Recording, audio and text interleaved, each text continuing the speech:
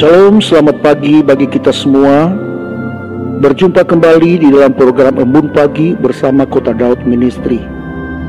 Saudara, sebagai renungan pada pagi hari ini, saya ambil dari Injil Matius pasal yang kelima, ayat 43 dan 44. Demikian firman Tuhan. Kamu telah mendengar firman, kasihilah sesamamu manusia dan bencilah musuhmu. Tetapi aku berkata kepadamu, kasihilah musuhmu dan berdoalah bagi mereka yang menganiaya kamu. Saudaraku, di dalam ayat yang ke-43 yang barusan kita baca, Tuhan Yesus mengingatkan kepada kita tentang pengajaran Musa supaya kita mengasihi sesama kita, namun kita membenci musuh. Namun Tuhan Yesus menyempurnakan tentang ajaran Musa itu. Bukan kita hanya mengasihi sesama kita, namun kita juga mengasihi musuh sekalipun. Ajaran ini sangat bertentangan dengan apa yang dipahami oleh umat Israel tentang mengasihi sesamanya. Ajaran ini disempurnakan oleh Tuhan Yesus di dalam ayat yang 44. Tetapi aku berkata kepadamu, kasihilah musuhmu dan berdoalah bagi mereka yang menganiaya kamu. Ajaran ini sangat jelas dan tegas untuk mengajarkan kepada kita sebuah ajaran tentang kasih yang sempurna dari Tuhan kita Yesus Kristus. Ajaran ini tidak bisa dibantah dengan dalih apapun. Ajaran yang harus ditaati dan harus diikuti oleh setiap orang yang percaya kepada Yesus. Saudaraku, banyak orang yang mengaku sudah percaya kepada Yesus, namun jauh daripada ajaran yang diajarkan Tuhan Yesus. Mereka tidak hidup di dalam kasih.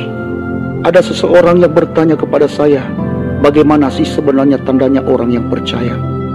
Dan jawabannya adalah sangat sederhana, yaitu apabila seseorang ia tinggal di dalam kasih Kristus. Dan hidup di dalam kasih Kristus harus terpancar di dalam kehidupannya. Dan yang dipancarkan dalam kehidupannya adalah bagaimana ia dapat mengasihi sesama dan mengasihi musuh-musuhnya. Yesus tidak hanya mengajarkan tentang kasih ini, Ia memberikan kepada kita keteladanan untuk melakukan kasih yang sempurna. Ingatkah saudara bagaimana saat Tuhan Yesus disalibkan, bagaimana Ia berkata, ampunilah mereka karena mereka tidak tahu apa yang mereka perbuat. Ia mengampuni orang-orang yang menyalibkan Dia. Ia mengampuni orang-orang yang memfitnah Dia, menghinanya, meludahinya, dan mencambuknya, dan menuduhnya tanpa alasan.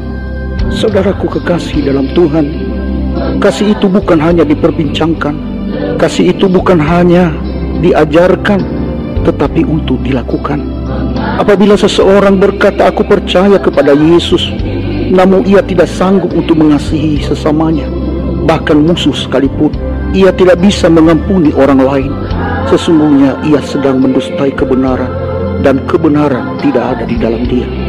Apabila kita hidup di dalam kasih, Tuhan Yesus berkata, kamu adalah anak-anak Bapa yang di surga, yang menerbitkan matahari bagi orang-orang jahat dan orang yang baik, dan menurunkan hujan bagi orang yang benar dan orang yang tidak benar. Lebih jauh lagi Tuhan Yesus mengajarkan pengajarannya.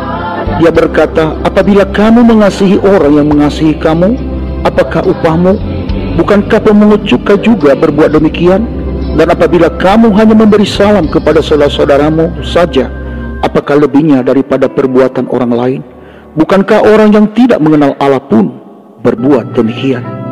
Saudaraku, mari kita saling mengasihi, bukan karena kita mengharapkan balasan dari orang lain. Mari kita mengasihi bukan karena kita memiliki untung di dalamnya, tetapi semata karena ketaatan kita kepada firman Allah dan untuk memuliakan nama Bapa di surga.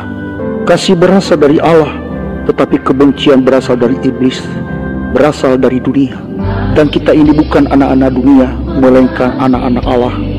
Saudaraku, tidaklah mungkin kita memiliki kebahagiaan dalam hidup ini bila kita masih menyimpan dendam dengan orang lain. Kita tidak mungkin merasakan kasih Allah di dalam kehidupan kita kalau kita masih menyimpan kesalahan orang lain. Banyak orang yang sakit karena memiliki kepahitan hidup.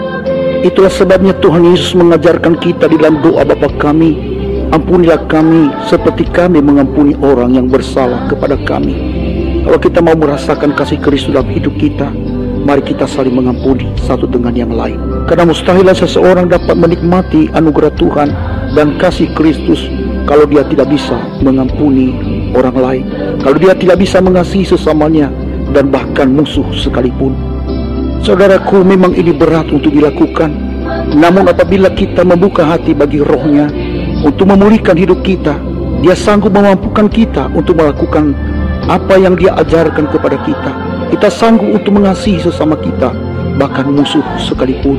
Saya Pendeta Zaluhu, saya ucapkan selamat pagi, selamat beraktivitas. Tuhan Yesus menyertai kita. Shalom, Maranatha.